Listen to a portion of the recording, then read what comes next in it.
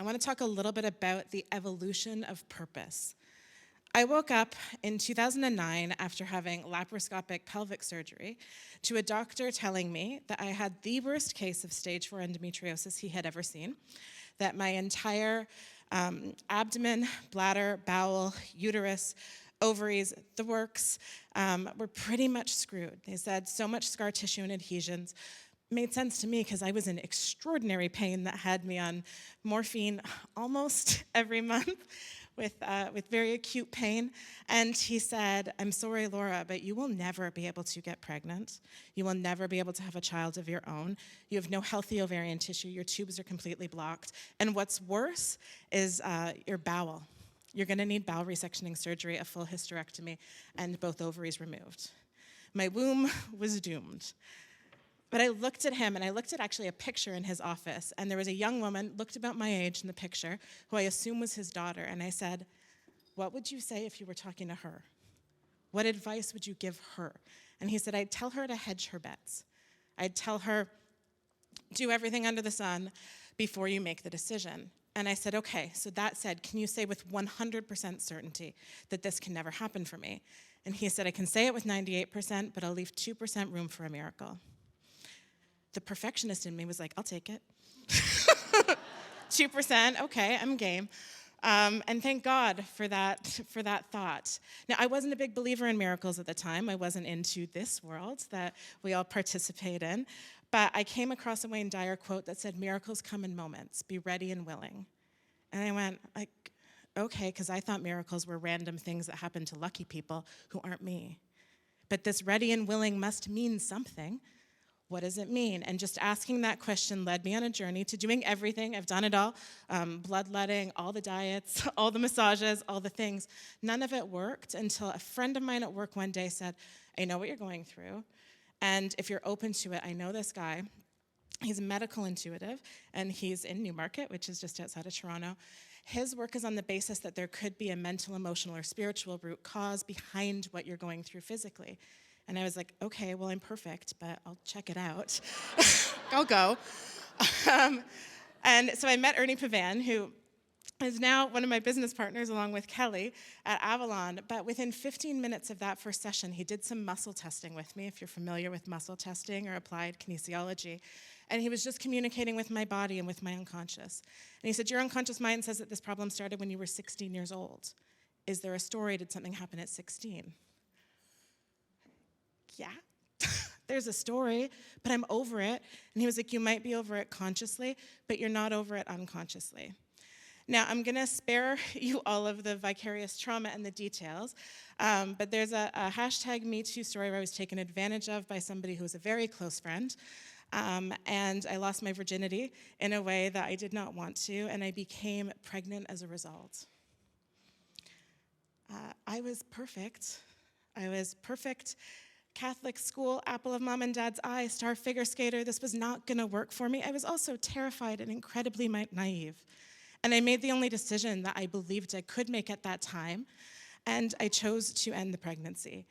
And this is something I feel very strongly about in general, by the way, bodily autonomy.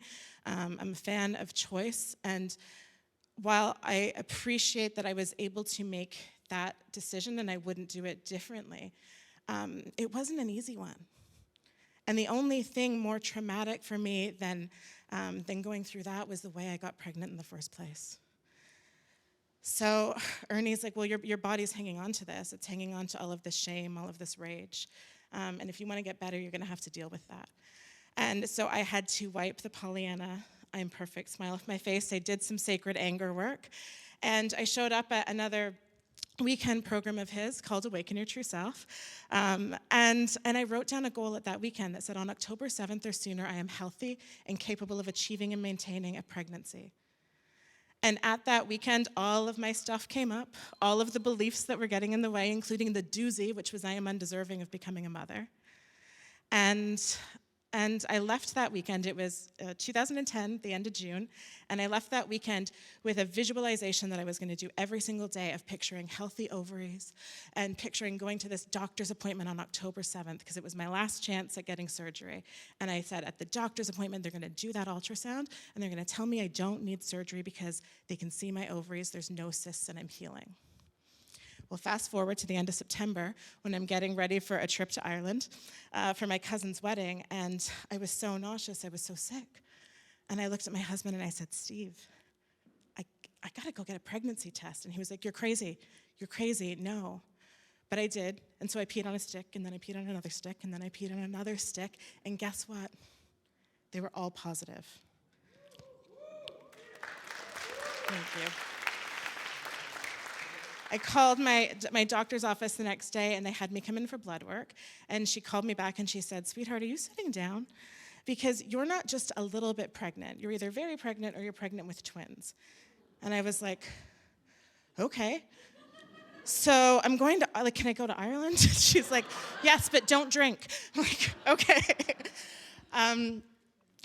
Okay, so I said, okay, what's next? And she said, well, your tubes are blocked, so we want you to be hopeful, but you're going to need to come in for an ultrasound so that we can make sure it's a uterine implant. And I said, great, when can I come? And she said, how's October the 7th? And that one moment restored my faith in God, in myself, in the 2%, and in all of the things. And I showed up 9 months pregnant to one of Ernie's trainings going, I can't go back to my old world. I was a creative director here in Toronto. I was like, I can't go back to that. I need to learn about this. And in that moment, my purpose was to be a mother, which I became a mother on May 19th, 2011. My little boy Brady was born via C-section, where they confirmed that my body was completely healed on the inside. I didn't need any other surgeries. My insides were completely normal, thank you. His brother Drew came along in 2016. But my purpose started there, being a mother. And then my purpose became, what if I can help other people do this? How come I didn't know that these were options for me? Why didn't I know that there was a relationship with trauma? And so then I started out as a fertility coach, and I helped other women experience the miracles that I experienced. But as I was working with them, I realized, well, for some of them, there's the same kind of trauma that I went through, but others, it's not. It's their relationships, it's their careers, it's their lifestyle, it's family, it's grief. And there's other ways to do this, and that was when I said, I love coaching, but what I love more is teaching. And I went back to Ernie and was like, hey, I want to teach. I think what I actually told him was, you have great male energy, but I think you need a vagina with you. We have a lot of women in our trainings. And so we started out together in 2015, and then in 2018, I decided to write my book called Conscious Conception, New Hope for Infertility. I didn't publish it, though, because by the time I finished writing the book, I was like, I really want to go all in on Avalon. Like, that's where I'm called to be right now. And so I parked it for a little while, until recently. That's evolved to coming back to me and all of these calls about infertility again, and do I do the work? And I'm like, no, but thankfully I have all these amazing coaches who can facilitate that work. And what I've realized now at this time that we're living in is that conscious conception was what happened to me after having an unconscious conception. And it's how I had my children, it's how I birthed a business. And I really believe that it's actually the hope for our new world.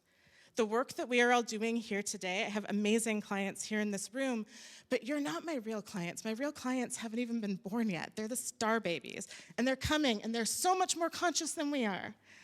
And this work is so important. So whatever your purpose is now, let it be your purpose now, but expect it to evolve, because it will, and we need it to, and they need it to.